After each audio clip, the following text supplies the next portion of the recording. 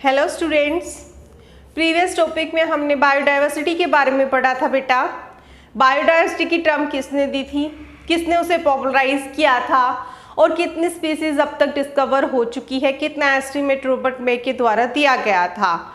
आज हम पढ़ते हैं कि टाइप ऑफ बायोडाइवर्सिटी, कितने टाइप पर हम इसे डिफाइन कर सकते हैं। फर्स्ट टाइप है बेटा इसकी जेनेटिक डाइवर्सिटी।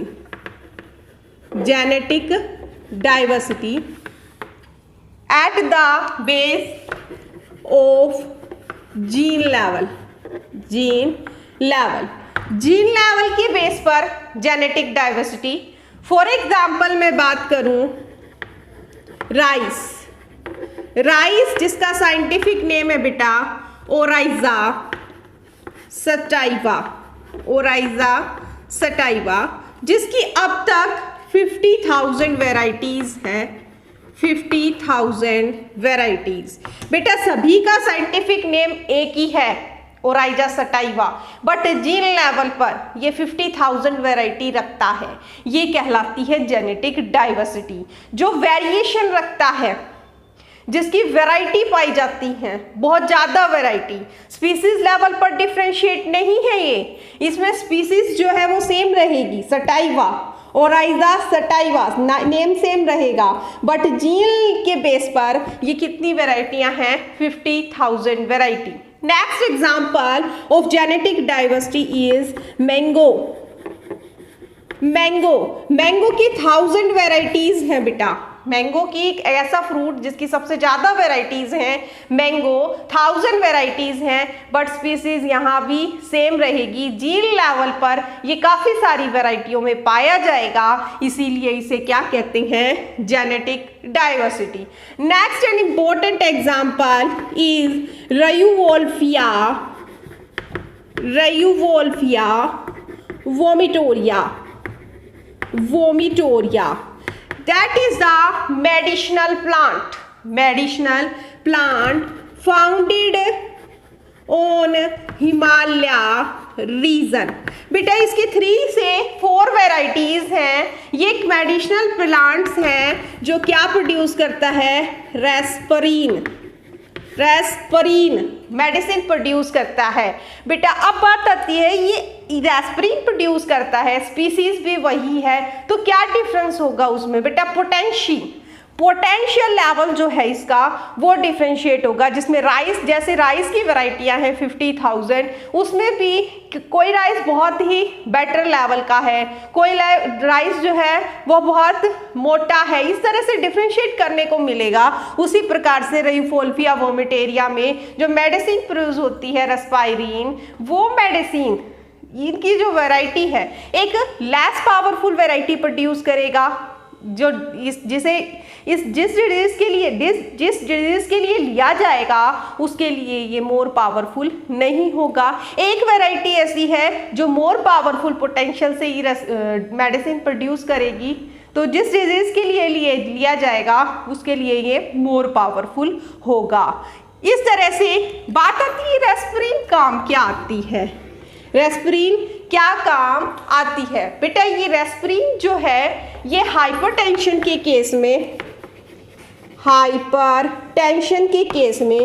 क्लोरा डिजीज के केस में यूज की जाती है। तो इस तरह से इसकी डिफरेंट वैरायटियां मिलती हैं जीन बेस पर। तो ये था बेटा हमारा जेनेटिक डाइवर्सिटी।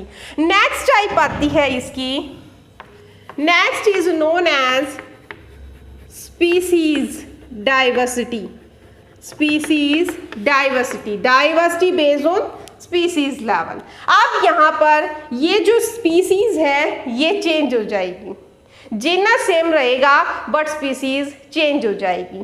फॉर एग्जाम्पल हम बात करते हैं वेस्टर्न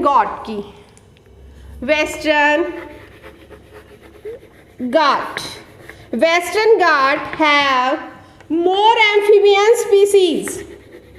एम्फीबियन समझते हैं ना बेटा? For example frog, amphibian species, more amphibian species. But astern Ghat have less amphibian species। तो इस तरह से रीजन वाइज स्पीसीज में डाइवर्सिटी देखने को मिलती है। कहीं वही स्पीसीज बहुत ज़्यादा क्वांटिटी में है, कहीं वही स्पीसीज बहुत लेस क्वांटिटी में है। तो that is second type of genetic diversity is known as species diversity. Third type आती है बेटा इसकी, थर्ड जो हम लार्ज स्केल पर लेंगे, इकोलॉजिकल डाइवर्सिटी। इकोलॉजिकल डाइवर्सिटी ये लार्ज स्केल की डाइवर्सिटी है बेटा, जो बहुत बड़े लैंडस्केप में, बहुत बड़े लैंड एरिया में कंट्री वाइज बात की जाएगी। अब फॉर एग्जाम्पल मैं बात करती हूँ India and Norway and Norway's. India के अंदर बहुत ज़्यादा डाइवर्सिटी मिलती है डिफरेंट रीजन के अंदर। For example tropical forest, evergreen forest, desert forest, coniferous forest. इस तरह से इन फॉरेस्ट में अलग अलग टाइप की वेजिटेशन शो होती है, जबकि नॉर्वे कंट्री के अंदर इतनी वेजिटेशन शो नहीं होती, क्योंकि हमारा इंडिया डाइवर्सिटी के रूप में, बायोडाइवर्सिटी के रूप में बहुत ज़्यादा बायोडाइवर्सिटी रखता है। तो ये जब हम कंट्री वाइज कंपैरिजन करते हैं तो वो क्या कहलाती है बेटा, इकोलॉजिकल डाइवर्सिटी।